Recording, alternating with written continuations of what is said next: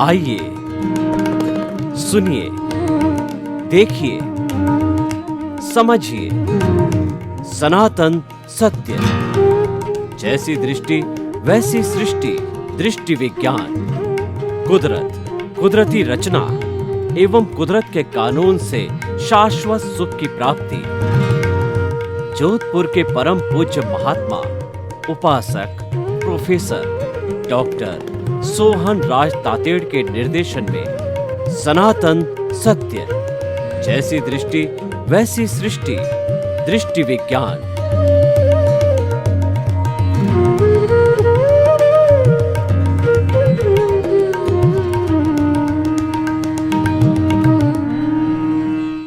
आध्यात्मिक कार्यक्रम आत्मविज्ञान, science of the soul और नई सही दृष्टि, सही सोच, राइट विजन, राइट थिंकिंग के अंतर्गत हम आपको प्रतिदिन नए नए एपिसोड्स दिखाते हैं। और इन एपिसोड्स दिखाने का मकसद ये है कि आपको हम सही रास्ते लाना चाहते हैं। आपकी रॉन्ग बिलीफ को समाप्त करके हम राइट बिलीफ लाना चाहते हैं। जब आपकी राइट बिलीफ हो जाएगी तो आपका जो है पूरा जीवन एक राजपथ बन जाएगा और आप उत्तरोत्तर प्रगति की ओर जाते रहेंगे। और जब तक रॉन्ग बिलीफ रहेगी हमारी अवनति होती रहेगी, डिटोरिएशन होता रहेगा और हम जो है गिरते जाएंगे। और इस तरीके से हमारा मानव जीवन जो सफल नहीं हो सकता। मानव जीवन तभी सफल हो सकता है जबकि हमारी राइट बिलीफ होनी चाहिए। यही आत्मविज्ञान का मुख्य उद्देश्य है। और उसी क्रम के अंदर आज हमने एक बहुत सुंदर विषय लिया है। वो विषय हमारा घाती कर्म। भाई और बहनों, सबसे पहले हम व्याख्या करेंगे कर्म किसे कहते हैं। कर्म एक ऐसी रज है, कर्म एक ऐसी अशुद्धि है जो आत्मा के साथ में अनादि अनंत काल से चिपकी हुई है। और इन कर्मों के समूह को कार्मण शरीर कहा जाता है, लिंग शरीर कहा जाता है, कॉजल बॉडी कही जाती है। और जब ये कर्म आत्मा के साथ चिपक जाते हैं तो इनको राग द्वेष भी कहते हैं, इनको कषाय भी कहा जाता है, इनको क्रोध, मान, माया, लोभ होते हैं। इन कर्मों की अलग अलग कैटेगरीज है। कुल कर्म मुख्य जो है वो 8 कर्म है मुख्य रूप से। और उनका अगर क्लासिफिकेशन करें तो कुल मिलाकर के उत्तर प्रकृतियां क्लासिफिकेशन में वो 148 तरीके कर्म है, जो कि 8 में से 148 क्लासिफाइड होकर के बनते हैं। तो हम पहले अब ये कर्म क्या होते हैं। कर्म ये हमारे जो इस कॉस्मॉस के अंदर ये पुद्गल परमाणु होता है, वो जड़ परमाणु होता है, उसी को ही कर्म कहते हैं। और ये कर्म वर्ण वाला होता है, गंध वाला होता है, रस वाला होता है, स्पर्श वाला होता है। और कर्म में क्या होता है कि 2 तरह के स्पर्श होते हैं। तो चतुस्पर्शी होता है, एक अष्ट स्पर्शी होता है। अष्ट स्पर्शी होता है वह वस्तु जो है हमें आंखों से दिखाई देती है, स्थूल होती है। और चतुस्पर्शी होती है वो आंखों से दिखाई नहीं देती, विज्ञान के किसी भी इंस्ट्रूमेंट से वो दिखाई नहीं देती है। और वही कर्म पार्टिकल्स हैं, सीधे ही कॉस्मोस से लिए जाते हैं, ब्रह्मांड से लिए जाते हैं, सृष्टि से लिए जाते हैं। चतुस्पर्शी होता है। और कैसे लिए जाते हैं? जब हमारी मन की, वचन की, काया की, इनको तीनों को योग कहते हैं। ये योग कोई भी एक्टिविटी करते हैं। मन जो है विचार करता है, वचन बोलता है, काया जो हलन चलन करती है।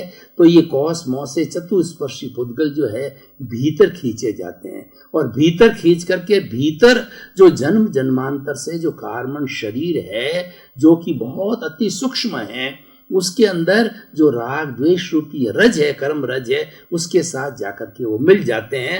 और ये हमारी जन्म मरण की श्रृंखला जो है 84 लाख जीवा योनि के अंदर 4 गति के अंदर हम घूमते रहते हैं। जब तक ये कर्म रज पूरी साफ नहीं हो जाती है तब तक प्राणी 84 लाख जीवा योनि में घूमता है। इसीलिए हमारा लक्ष्य ये है, अगर हम भारतीय संस्कृति की बात करें तो भारतीय संस्कृति में 4 पुरुषार्थ बताए गए हैं। अर्थ, काम, धर्म और मोक्ष। काम और अर्थ तो हमारे जीवन की आवश्यकता है, हर एक व्यक्ति जानता है, उसके लिए कोई ट्रेनिंग देने की जरूरत नहीं होती है। लेकिन धर्म एक ऐसा तत्व है कि व्यक्ति को बार बार बताना पड़ता है, व्यक्ति भूल जाता है क्योंकि इसको नीरस विषय समझता है, इसमें आनंद वो आनंदित नहीं होता है। 5 इंद्रियों के सुख में आनंदित होने के कारण में अर्थ और काम के अंदर तो घुल मिल जाता है। धर्म के लिए प्रवचन दिए जाते हैं, स्वाध्याय की पुस्तकें होती है, ध्यान कराया जाता है, बहुत से कार्य कराए जाते हैं, बहुत से साधु है, मुनि हैं, संत है, महर्षि हैं, और हमारे मुनि महर्षि जो है इसके बारे में बताते रहते हैं, धर्म के बारे में। और मोक्ष है चौथा, वो हमारा साध्य है, हर प्राणी का साध्य है, मोक्ष है। ये हमारी भारतीय संस्कृति ने तय कर दिया कि जो हमारी लाइफ स्टाइल, काम, अर्थ, धर्म और मोक्ष है, अल्टीमेट हमें क्या प्राप्त करना है? मोक्ष प्राप्त करना है। क्यों प्राप्त करना है? कि मोक्ष में अक्षय सुख है। हमारे जीवन में जो सुख आता है वो तो आता है और जाता है, धूप छांव की तरह होता है। जब सुख आता है हम फूल जाते हैं, और जब दुख आता है तो हम दुखी हो जाते हैं। तो उस श्रृंखला से बाहर निकलने के लिए जो ये मोक्ष की अवधारणा बनी है, तो इस कर्म रज को बिल्कुल अलग कर दिया जाता है आत्मा से। तो आत्मा अशरीरी होती है, आत्मा अनंत ज्ञान वाली है, आत्मा अनंत दर्शन वाली है, अनंत शक्ति वाली है, अनंत सुख का धाम है। ये मुक्ति में चली जाती है और वहाँ आनंद में विलीन हो जाती है, अशरीरी होती है। और फिर ये संसार के जन्म मरण का चक्कर, जो कि दुख का सबसे बड़ा कारण है, अज्ञान का कारण है, उसके अंदर फिर से नहीं आती है। तो अभी हम जो बात कर रहे थे, घाती कर्म 2 तरह के होते हैं, एक घाती कर्म और एक अघाती कर्म। आज जो हमारा विषय है वो घाती कर्मों का विषय है। घाती कर्म कौन से होते हैं? जो आत्मा की घात करते हैं।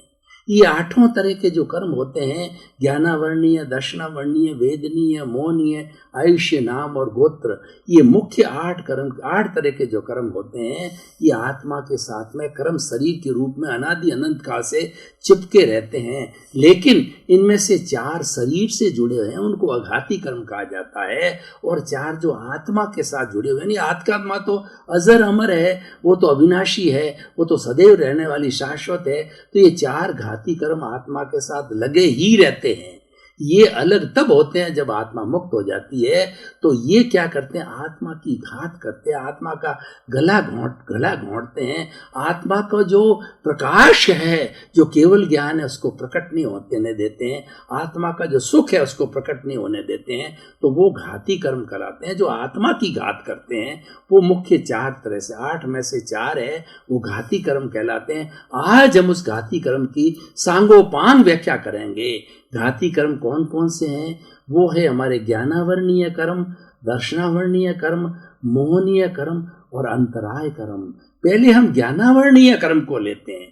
ज्ञानावर्णीय कर्म जो है एक आंख पर पट्टी बांधने के समान है। जब हमारी आंख पर पट्टी बांध दी जाती है तो हमको दिखाई नहीं देता है। और ये आकाश के अंदर सूर्य होता है, उसके सूर्य के ऊपर बादल आ जाते हैं तो सूर्य होते हुए भी अंधेरा सा महसूस होता है, प्रकाश महसूस नहीं होता है। उसी तरह से ज्ञानावर्णीय कर्म एक आवरण है, एक पर्दा है जो हमारी आत्मा पर आ जाता है और हमें ज्ञान की विस्मृति करा देता है, ज्ञान होने नहीं देता है। पढ़ाई लिखाई में मन नहीं लगता है, पढ़ते हैं तो याद नहीं होता है, स्मृति कमज़ोर हो जाती है और हम अच्छी प्रस्तुति नहीं कर सकते हैं। और कोई आत्मज्ञान की बात आती है, हमको नींद आती है, इंटरेस्ट नहीं आता है। यानी मतलब ज्ञान, आत्मज्ञान से संबंधित जो है कोई भी बात आती है उसमें दिलचस्पी नहीं होती है। इस दिलचस्पी को ये आवरण रोकता है। इसको ज्ञानावर्णीय कर्म कहते हैं। ज्ञान पे आवरण डालता है। 5 तरह के ज्ञान होता है, मति ज्ञान, शुद्ध ज्ञान, अवधि ज्ञान, मन परिवार, केवल ज्ञान। इन सब 5 ज्ञानों पे आवरण डाल देता है। ये ज्ञान का अलग से चैप्टर हम लेंगे और उस पर अलग अलग से व्याख्या करेंगे। लेकिन ये 5 तरह के ज्ञान पे आवरण डाल देता है। ये तो हो गया ज्ञानावर्णीय कर्म की डेफिनेशन। अब ज्ञानावर्णीय कर्म का बंधन कैसे होता है, ज्ञानावर्णीय कर्म जो है किस तरीके से हमारी आत्मा के साथ जुड़ता है, इसका मुख्य कारण है कि जो ज्ञानी है, ज्ञानी कौन होते हैं? अर्यंत होते हैं। सिद्ध है तो वो तो मुक्ति में है, लेकिन उसका स्मरण है, वो ज्ञान का स्मरण है। अर्यंत, सिद्ध, आचार्य और अर्यंत, सिद्ध, आचार्य, उपाध्याय और साधु, ये 5 जो है मुख्य जो परमेष्ठी कहलाती है, ये ज्ञान के धारक होते हैं। और ये ज्ञान जो है वो ज्ञान का उपदेश देते हैं, ज्ञान को जीते हैं, ज्ञान की बात करते हैं और ज्ञान में ही संपूर्ण जीवन लगाते हैं। इनकी विराधना करने से, इनकी निंदा करने से, इनको तकलीफ देने से, इनका सहयोग नहीं करने से, इनको भोजन पानी वगैरह व्यवस्था नहीं करने से, क्योंकि कहाँ से लाएंगे? ये तो कंचन कामिनी से मुक्त है, इन्होंने घर छोड़ दिया, परिवार छोड़ दिया, धन छोड़ दिया, तो वसुधैव कुटुंबकम के सदस्य हैं सब साधु सन्यासी, तो इनको हम किसी तरह का सहयोग ना करते हैं तो ये हमारा ज्ञान का आवरण हो जाता है और ये ज्ञान का आवरण बंद होता है। और उसके अलावा कोई व्यक्ति ज्ञान ले रहा है, बच्चा पढ़ रहा है, उसकी किताब छीन ली, किसी को परीक्षा देने नहीं दिया गया, किसी को स्कूल नहीं जाने दिया गया और किसी को ज्ञानशाला में धर्म लेने जा रहा है वहाँ जाने नहीं दिया, कोई साधु सन्यासी का प्रवचन सुनने जा रहा है, टीवी में सुनने जा रहा है तो टीवी को बंद, यानी बाधा डालना। ज्ञान के अंदर बाधा डालने से ज्ञानावरणीय कर्म का बंद होता है। अब सवाल ये है कि ये बंद हो जाता है तो हम इससे छूटें कैसे? क्योंकि जहाँ समस्या, हर समस्या के साथ में समाधान होता है। बिना कारण के कोई कार्य नहीं होता है और बिना कार्य के कोई कारण नहीं होता है। ये एक दूसरे के पूरक होते हैं और एक दूसरे एक सिक्के के दो पहलू होते हैं। तो जब जहाँ पर कर्म का बंधन है, इसका मतलब मुक्ति भी जरूर है। अब ये ज्ञानावरणीय कर्म छूटता कैसे है? ये ठीक उसका विपरीत करो तो छूट जाता है। ऐसा है कि जो नदी के दो तट होते हैं और किसी भी चीज के दो किनारे होते हैं, इस किनारे से उस किनारे चलो या उस किनारे से इस किनारे चलो, किनारे दो ही होते हैं। समुद्र का जो तट होता है, दो तट होते हैं, नदी के दो तट होते हैं, हमारे जीवन के भी दो तट होते हैं कि हमारा जो जन्म है और मृत्यु होता है, हर चीज के दो पहलू होते हैं और वो जो समस्या पैदा करता है वही समाधान निकालता। कैसे? किसी व्यक्ति को बिजनेस में घाटा लगता है, उसको निराश ना होकर के पुरुषार्थ करके उस बिजनेस को फिर करना चाहिए, वही बिजनेस प्रॉफिट देता है। क्योंकि ये तो उतार चढ़ाव तो हर चीज के अंदर आते हैं, प्रकृति का नियम है, प्रकृति में हर क्षण हर वस्तु बदलती रहती है। तो इस तरह से कर्म जो है ना से मुक्ति या कर्म से छूटने के वही कारण है। अगर हमारे कर्मों का बंधन हुआ होता है तो हम अरिहंत की, आचार्य की और जो सिद्ध भगवान की और जो उपाध्यायों की और जो साधु संतों की खूब सेवा करें, उनसे उनके 9 तरह से सेवा हम कर सकते हैं। अन्न पुण्य, पान पुण्य, लयन पुण्य, शयन पुण्य, मन पुण्य, वचन पुण्य, काया पुण्य और नमस्कार पुण्य। उनको प्रणाम करना, उनके प्रति श्रद्धा रखना, उनके ज्ञान को सुनना, ईश्वर की भक्ति करना और जो सिद्धों का जो नाम का स्मरण करना, अरिहंतों के नाम का स्मरण करना और आचार्यों की खूब, जो आचार्य वर्तमान में मौजूद होते हैं, उनकी भक्ति करना, उनके प्रवचन सुनना और जो है उनकी बताए मार्ग पर चलना, यानी जो मार्ग बताते हैं उनके मार्ग पे चलना, ये सबसे बड़ा ज्ञान होता है। उपाध्याय जी हमें शिक्षा देते हैं, आगम पढ़ाते हैं और साधु संत हमें शिक्षा देते हैं उनके उपदेश को, उनके ज्ञान। क्यों? उनका विषय तो ज्ञान का ही है, उनका कोई सांसारिक विषय नहीं होता है। ये सब परमार्थ के मार्ग पे होते हैं और ये लोग जो है परमात्मा बनने के लिए उन्होंने जीवन छोड़ा, उन्होंने सारा संसारिक कार्य छोड़े होते हैं। इन सब की सेवा करना, इनको आराम पहुंचाना, इनको नमस्कार करना और इनकी बात को मानना, इनके प्रति श्रद्धा रखना, ज्ञानी पुरुष के प्रति, ये सब ज्ञानी पुरुष है। तो उससे हमारा जो है ज्ञानावरणीय कर्म जो है खुलता है, आवरण हटता है, कर्म से मुक्ति मिलती है, उस कर्म की निर्जरा होती है। जो दार्शनिक भाषा में बात करें तो कर्म जो है वो आत्मा से अलग होता है, उसको निर्जरा कहते हैं, और आत्मा के अंदर घुसता है उसको आश्रव कहते हैं। अलग विषय है, एक विषय के अंदर सैकड़ों विषय आ जाते हैं। तो ये अलग अलग समय के अंदर सैकड़ों विषयों को जो हम प्रस्तुति देंगे तो हम ये कर्म बंधन का कारण और कर्म छूटने का हमको कारण बताया। तो हमारे बंधे हुए हैं वो हम इस तरीके से कर्मों को जो है काटें, कर्मों को आत्मा से हटाएं, ये हमारा मुख्य उद्देश्य होना चाहिए। दूसरा जो कर्म है वो दर्शनावरणीय कर्म। दर्शनावरणीय कर्म पुजारी की तरह है। वो पुजारी क्या करता है, भगवान के मंदिर के सामने एक कर्टेन लगा देता है और सीता राम या राम लक्ष्मण या भगवान महावीर का मंदिर है, कृष्ण का मंदिर है, किसी भगवान का मंदिर है तो वो पर्दा हटाने नहीं देता। तो इसीलिए वो दर्शन नहीं होते। उसी तरीके से दर्शनावरणीय कर्म जब आता है तो दर्शनावरणीय कर्म जो है वो ईश्वर के प्रति श्रद्धा जागृत नहीं होने देता, धर्म के प्रति श्रद्धा जागृत नहीं होने देता, अच्छाई के प्रति श्रद्धा जागृत नहीं होने देता, सम्यक दर्शन की जो है प्राप्ति नहीं होने देता है, यानी वो अच्छाई को प्राप्त नहीं करने देता है। बुराई तो स्वतः ही हमारे भीतर पड़ी है, जिसको कर्म शरीर हम की बात कहते हैं, जिसको धोने धुनने की हम बात कहते हैं। दर्शना देखिए, ज्ञानावरणीय कर्म जो मैंने बताया, वो ज्ञानावरणीय कर्म जो है ना वो 5 तरह का होता है।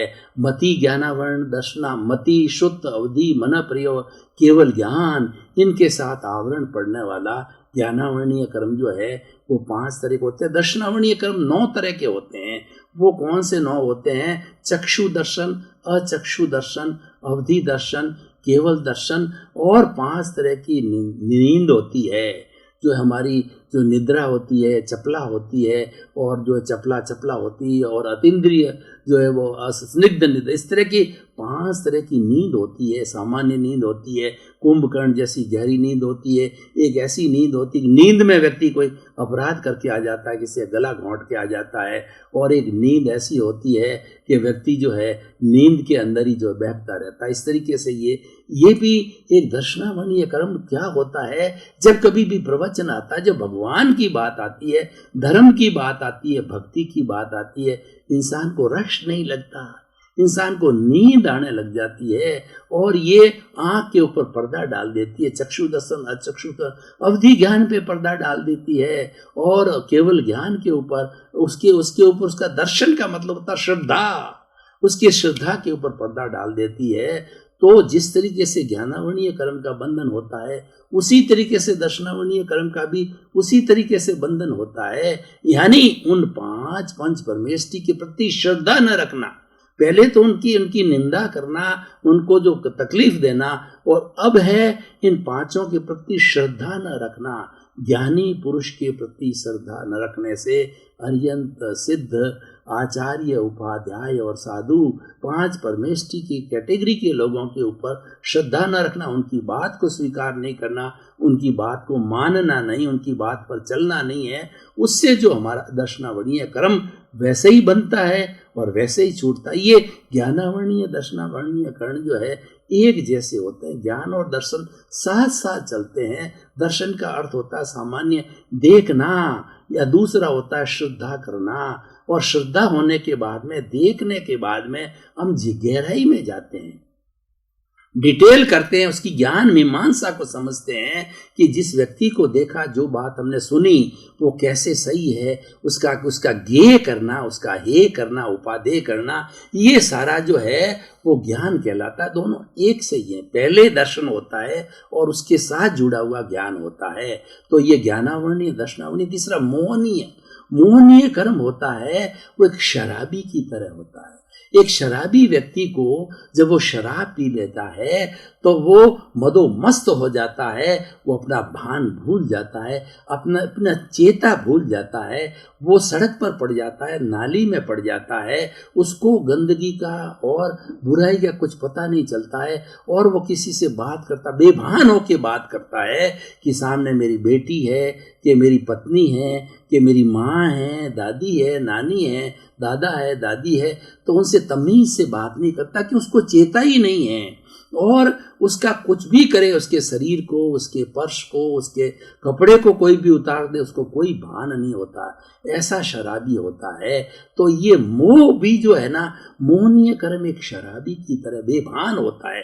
व्यक्ति जब मोह में चला जाता है, मेरा घर, मेरा धन, मेरी दौलत, मेरा परिवार, मेरा पद, मेरी प्रतिष्ठा, मेरी फैक्ट्री, मेरा बैंक बैलेंस, 5 इंद्रियों के सुख में मैं मेरा के अंदर पूरा जीवन निकाल देता है, सुबह से शाम तक उसके इर्द गिर्द घूमने देता है। वो मोहनीय कर्म जो है, और जो है वो मोहनीय कर्म उसको उससे अलग नहीं होने देता, मोह में डाल देता है। और मोह ही सब कर्मों की, मोह को राजा का है, मोह को सेनापति का है, क्योंकि मोह ही सब कर्मों का अर्जन करता है। अगर मोहनीय कर्म टूट जाता है तो उसके टूटने के बाद में आत्मा वीतराग हो जाती है। दूसरे कर्म तो शीघ्र टूट जाते हैं। सबसे मुश्किल जो है मोहनीय कर्म टूटता है, क्योंकि इसका परिवार बहुत बड़ा है। 18 तरह के पाप इसके परिवार में, राग द्वेष इसके परिवार में, क्रोध मान माया लोभ इसके परिवार में। ये जो है एक वटवृक्ष है, ये सब बुराइयों का वटवृक्ष है, इसलिए इसको मोहनीय कर्म कहा जाता है। मोहनीय कर्म क्यों बनता है? उसका कारण ये है कि हम इंद्रिय सुख की तरफ भागते हैं, मैं मेरा की बात करते हैं, हम कर्ता भाव करते हैं। ये घर मैंने बनाया, ये मेरी पत्नी है, ये मेरा बेटा है, ये धन मैंने कमाया, मैं इतना बड़ा लेखक हो गया, मैं इतना बड़ा जो है मिनिस्टर बन गया, मैंने अरबपति बन गया। मैं मेरा जितनी आसक्ति करते हैं वो सारा मोहनीय कर्म है। और किसी चीज के साथ अटैच होना, मेरा धन, हर वक्त चिंतन करना, 1 करोड़ हुआ, 1.5 करोड़ हुआ, 2 करोड़ हुआ, और उसी के अंदर लगे रहना, ये सारा मोहनीय कर्म होता। मोहनीय कर्म का जो बंध होता है आसक्ति से होता है। वस्तु परिग्रह नहीं है, वस्तु के प्रति मूर्छा, वस्तु के प्रति आसक्ति, वस्तु के प्रति अटैचमेंट है, वह मोह है। आपकी पत्नी है, बेटे है, क्योंकि आप पीछे से कर्म लेकर के आए हो, सारा घर है, लेकिन उसको जो आप सामान्य रूप से देखते हैं, आप जो उसके अंदर लुब्ध नहीं होते, तन्मयाकार नहीं होते, तो क्या है, वो आपके मोहनीय कर्म नहीं होता है। आप विदेह हो जाते हो, आपको ज्ञान हो जाता है, आप भेद कर लेते हो कि ये मैं, मेरा, मैं करता नहीं हूं, करता हो ही नहीं सकता। कर्ता भाव आप समाप्त कर देते हो, तो कर्ता भाव समाप्त होने के बाद के अंदर आपका मोहनीय कर्म समाप्त हो जाता है। मोहनीय कर्म जो है बंधने के कारण मैंने बताया आसक्ति, तो इसके छूटने का कारण अनासक्ति। आप धनपति हैं, कुबेरपति हैं, और अपनी पत्नी के पति हैं, दादा है, नाना है, तो आप उसको एक व्यवहार रूप में मानो कि व्यवहार में पीछे से लेके आया हूं, ये मुझे भुगतान करना पड़ेगा। उसको भुगतान तक ही सीमित रखो, उसमें लुब्ध मत हो, अनासक्ति रखना। आसक्ति और अनासक्ति एक जो विपरीत धारा है, पूर्व और पश्चिम है। आसक्ति का मतलब है उसमें खो जाना, अनासक्ति का है उसको जो है उपेक्षा भाव से देखना, उसको मात्र ज्ञाता दृष्टा भाव से देखना, उसको मात्र जो है अपने व्यवहार पक्ष में देखना कि क्योंकि मैं लेकर के आया हूँ, कर्म बांध के आया हूँ, व्यवहार निभाना है, उसके अंदर जो है घुलना मिलना नहीं है, उससे अलग अलग रहना है। तो ये मोहनीय कर्म के बंधन का और छूटने का कारण बताया। अब जो समय की अल्पता को देखे जो 5वां कर्म है उसकी मैं व्याख्या करूँ। अंतराय कर्म। अंतराय कर्म क्या है? बाधा डालता है। 5 तरह की मोहनीय कर्म की 28 प्रकृतियां होती है। क्रोध है, अहंकार है, माया है, लोभ है, चार है, चार को गुणा करते हैं हम जो है वो अनंतानुबंधी, और दूसरा जो है प्रत्याख्यानी, अप्रत्याख्यानी, संजलन। तो ये 4 × 4 16, और उसके बाद में सम्यक दर्शन, मिथ्या दर्शन, मिश्र दर्शन, इस तरीके से करके इसकी और 9 तरह के जो है वो हमारे कषाय आते हैं। आपका बहुत बहुत धन्यवाद। आप आत्मविज्ञान कार्यक्रम देख रहे हो। आत्मविज्ञान कार्यक्रम की आप आत्मा हो, और आत्मविज्ञान कार्यक्रम आपको बहुत फिट बैठ रहा है। आप इसको देखते रहिए, किसी दिन इसको छोड़िए मत। ये प्रतिदिन सुबह 7:30 बजे चैनल 24 पर दिखाया जाता है, और इसके देखने के बाद आपके मन में कोई जिज्ञासा उत्पन्न होती है तो हमने जो हमारा ईमेल आईडी, हमारी वेबसाइट और हमारा जो है वो मोबाइल ऐप दे रखा है, उसके माध्यम से जो है आप अपनी जिज्ञासा को शांत करके और अपने इस मानव जीवन को धन्य बना सकते हो, पारिवारिक जीवन को सुखी बना सकते हो, व्यवहार जगत को, निश्चय जगत तो हमारा लक्ष्य है, मंजिल है। व्यवहार जगत को शुद्ध करके आप जो है निश्चित जगत तक प्राप्त कर सकते हो। तो इसीलिए हमारा आपके प्रति बहुत मंगल भावना, शुभ।